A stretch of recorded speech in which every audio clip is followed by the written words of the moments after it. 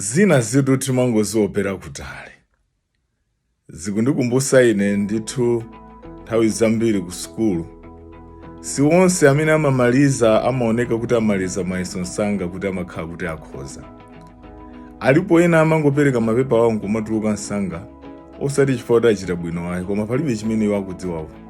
Nthawi zambiri anthu timalephera kumapezeka kuti tikuzunzika polemba mayeso kumati anzanga amaliza kale apita. Ndezi mango ndionesa ine mmene nthawi zinaso ngakhale moyo wa Chikhristu zimapangira. Alipo anthu ena amaoneka ngati kuti za umulunguzi anapita nazo patali, andi timapangisa anthu ena kuona ngati kuti iwo sangathe kupulumuka. Koma dziwani kunena kuti nkhani ya chipulumutso ndiyo yodabwitsa kwambiri. Amene amadziwa za chipulumutso cha munthu ndi Mulungu yekha wakumwamba. Inu kodi simunawerenga 1 Timoteyo 5:24 akufotokoza kuti alipo ena machimo awo anaoneka ngati anasogola kale, koma pali ena machimo awo sadzadziwikanso ayi.